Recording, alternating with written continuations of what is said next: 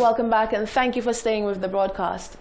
Acting Assistant Commissioner of Police with responsibility for crime management, George Nicholas, has provided an update on several cases involving illegal guns, which are currently under investigation. The acting ACP also disclosed that the RSLPF continues to be successful in its search operations, confiscating a large sum of cash and another illegal firearm this week. During a Thursday morning press conference, Acting Assistant Commissioner of Police with responsibility for crime management, George Nicholas, disclosed that the Royal St. Lucia Police Force has successfully completed another round of search operations, this time recovering an illegal firearm, ammunition, and a large sum of cash. As told by ACP Nicholas, police in the South executed an operation in Beaufort where one individual was taken into custody and thousands of dollars were confiscated. Police continue to mount several operations in and around St. Lucia, and on Wednesday, 16 September 2020, police from the South mounted an operation in the South, and during which a search was conducted at a residence in Larish's Beaufort. During that time, a quantity of cash was seized at that residence. The cash amounted to €31,560 and 10,100 EC dollars. One man was taken into custody, but he has since been released. The monies were handed over to the Financial Investigation Authority to commence forfeiture proceedings. During a second operation, which took place at Manuel Street, Castries later that day, police took another illegal firearm off the street, along with 30 rounds of ammunition. About 10 a.m., officers responded to certain information on Manuel Street in Castries. Upon arrival, a search was conducted in and around a particular vehicle, and as a result, a .380 pistol was recovered along with 30 rounds of ammunition. No one was taken into custody in relation to that matter, but however, investigations are continuing. The ACP went on to provide an update on the individual who was arrested during the past weekend after police recovered an illegal firearm and ammunition in his possession as he traversed the Union Road. 25-year-old Stephen Vidal of Grand Riviere Grosley have been charged for the unlicensed possession of a firearm and also ammunition. He is now awaiting a bail. Vidal made a court appearance on Monday and has been remanded to the Bordelais Correctional Facility by a magistrate. Jacques Wooding, Hot 7 News. Snippets from a roundtable discussion has gone viral after one social media influencer made damning comments about paving the way for aspects of black culture. People from all over have put the young man known as White Chocolate on blast, accusing him of cultural appropriation as well as disrespecting the culture of Caribbean and black people. Social commentator Amin Flood says he is disturbed and outright disgusted at the comments made and believes that this is a teachable lesson for St. Lucians and black people all over. A roundtable discussion on moving forward following the Black Lives Matter movement has sparked outrage across the Caribbean, but particularly St. Lucia, after comments were made by a young man who dubbed himself White Chocolate. The social media influencer, Josh Butler, made remarks that he had paved the way for black people to make a profession out of whining, an age-old African and Caribbean tradition. The thing is with what I do, it's obviously just a dance move, so whining is part of Caribbean culture and it's been there for years, right? What I did was basically come and brand it in a way like, so not brand whining, but as in like, He's like, stop there. It's just like, turn it into something that can be a profession, right? In a way, I have been paving a way for black people to come after me. Social commentator Amin Flood says what was most disturbing is that the young man was unable to realize that he was disrespecting an entire culture. In addition, it was cultural appropriation when he decided to claim something that was not his. There is nothing wrong in somebody who is not from the island coming in to appreciate what is ours and to appreciate the people who allow them to enjoy and immerse themselves in the culture that is ours.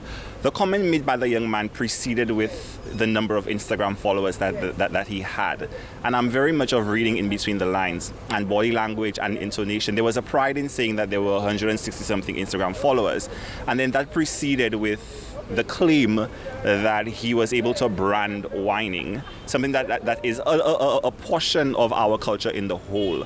I think it goes to speak of his age and his experience, and in that the kids of that age place such value on social media, and social media adds or defines who they are, that in his mind, his cognitive process did not allow him to know that what he was about to say would have been disrespectful not only to us as St. Lucia, but to the entire Caribbean region. Flood says he believes this type of entitled behavior stems from our colonial past, in addition to youth now being influenced heavily by social media. You cannot claim something that already exists. That's why people on social media are calling him Christopher Columbus.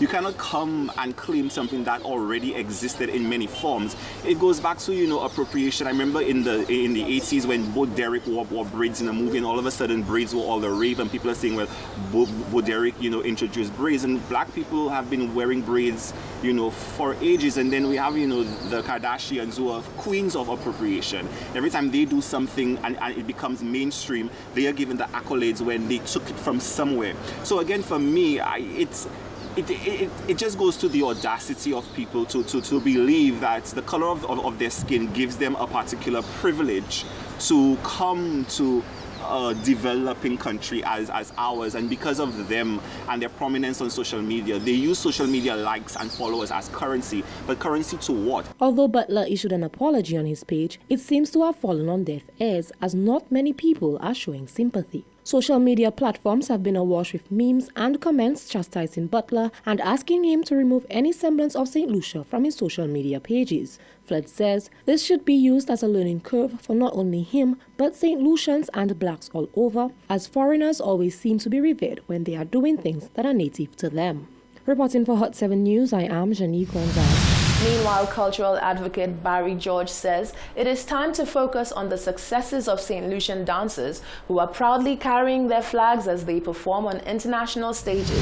Dance itself, it's one of St. Lucia's growing art form. And of course, we have dancers who have excelled in all spheres of the movement throughout the Caribbean and internationally. In terms of opportunity, yes, we have some dancers that have gone beyond our shores, that have made a mark for themselves. We have Dassel, who is part of the main company of the Lion King, which is featured in Europe. We have guys like Shem Helidor, who is a dancer trained in Jamaica, St. Lucian, who is in the New York dancing big time. We have also guys like Kadim Faustin, who is in Canada, who's also a designer who dances. And of course, we have our new owner, Delzy Clark, who was just featured last in the St. Lucian story, who's now working on the MSC cruises as a lead dancer as well. So there are dancers who are making the boundaries and working internationally that persons know. September 2020 marks 11 years since an early morning fire destroyed the St. Jude Hospital in Vieux-Fort. Former Health Minister Dr. Keith Mondesi reflects on the fact that after 11 years, 3 government administrations and many promises, the redevelopment of the hospital remains incomplete. On September 9, 2009, the St. Jude Hospital in Vieux-Fort was set ablaze. The fire began in the surgical ward of the hospital, then spread to the operating theater, leaving a path of destruction. This not only rendered the facility unfit to house the hospital, but claimed the lives of 3 patients. The hospital was then relocated to the George Odlum Stadium, supposedly for a few months. However, in September 2020, as we observe the 11th anniversary of the fire, no new facility has been completed. Former Minister for Health Dr. Keith Mondesi believes that this is unacceptable. Question to St. Lucians: does it meet all the universal standards to be a hospital? Because not just a building, it's the setup of the building inside, the instruments that's making the hospital, not the concrete blocks. So right now, Guy Joseph and Honorable Alan Shastney should answer the question, why? because nobody knew about the coronavirus. It came on us, and I find it was unnecessary to continue in the direction they continue. So that's a mistake, and we all St. Lucians are paying for the mistake. It was not necessary. Mondesi says, in his opinion, authorities are being wasteful with the project's resources. In a poor country, you can't destroy brand new buildings. To tell the people that there was no space to put up the new construction they're putting up now, so they had to destroy 2 new buildings. When you're poor, you don't waste. That's my opinion. Construction on the hospital was discontinued in 2018, but resumed in February of 2019. Jacko Wooding, Hot 7 News. You're watching the Hot 7 TV Nightly News. Stay with us, we have more news after this break.